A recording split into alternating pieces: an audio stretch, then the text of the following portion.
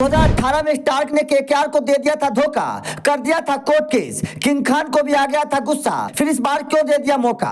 2018 की वो अनोखी बात जब केकेआर और मिचेल स्टार्क के बीच बिगड़ गए थे हालात, हो गई थी बड़ी लड़ाई। क्या थी उस साल वो सबसे बड़ी वजह?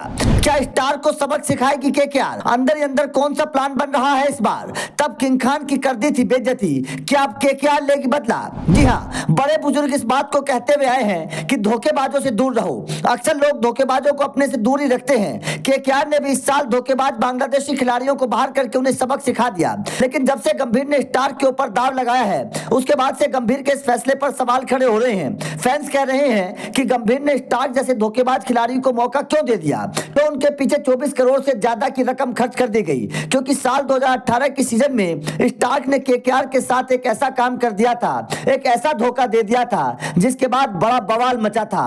मामला कोर्ट तक चला गया था, किंग खान की बड़ी बेइज्जती हो गई थी। फिर सवाल खड़ा होने लगा था कि उसके बाद भी केकेआर ने स्टार्क को इतनी महंगी रकम में क्यों खरीद लिया। तो चलिए आपको केकेआर और स्टार्क के बीच पर्दे के पीछे की वो खबर बताएंगे जो आपने नहीं सुनी होगी। दरअसल ये तो हर कोई जानता है कि केकेआर ने स्टार्क को 24 करोड़ देकर आईपीएल का सबसे महंगा खिलाड़ी बना दिया। लेकिन ये बात बहुत कम लोग जानते हैं कि स्टार्क पिछली बार आईपीएल में केकेआर के लिए खेले थे, लेकिन उस बार स्टार्क ने केकेआर को एक ऐसा धोखा दे दिया था जिसके ऊपर बवंडर मच गया था और किंग खान को भी गुस्सा आ गया था।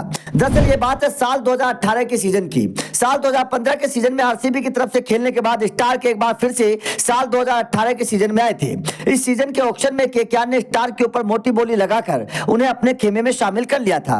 उस वक्त केकेआर ने स्टार्क पर 9 करोड़ 40 लाख रुपए खर्च कर दिए थे। स्टार्क को खरीदकर केकेआर का खेमा खुश था, लेकिन ये खुशी कुछ ही दिनों में परेशानी में बदल गई, क्योंकि स्टार्क ने केकेआर के मैनेजमेंट से एक बात छुपाई थी।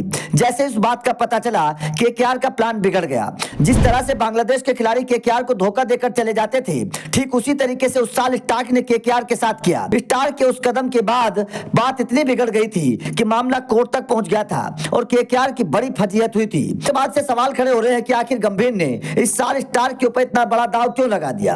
अब पूरा मामला समझिए। दरअसल हुआ यह था कि केकेआर ने स्टार्क को खरीद लिया था और सीजन शुरू होने वाला था, तो स्टार्क ने सीजन में खेलने से मना कर दिया। स्टार्क के मना करने के बाद केकेआर के खेमे में हंगामा मच गया, पूरा प्लान बिगड़ गया। हंगामा मचता देख स्टार्क ने बताया कि वो चोट की वजह से नहीं खेल रहे हैं। स्टार्क ने बताया कि उनके दाहिने पैर में चोट लगी थी।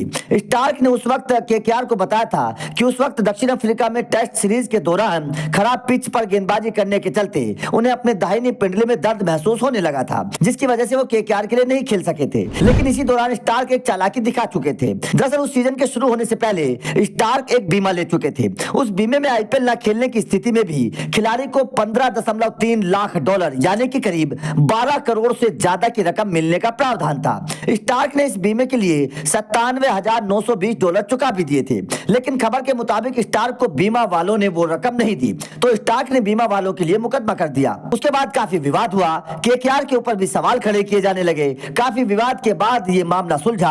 हालांकि इस बात की कोई जानकारी सामने नहीं आई कि बीमा कंपनी ने बाद में स्टार्क को कितने पैसे दिए थे, लेकिन स्टार्क का केकेआर के साथ वो साल बेहद विवाद वाला रहा था। उस विवाद के बाद भी केकेआर ने स्टार्क पर जब इतना बड़ा दाव लगाया, तो इसे देखकर फैंस को पुरानी बात याद आ गई। तो आपका इस खबर पर क्या कहना है?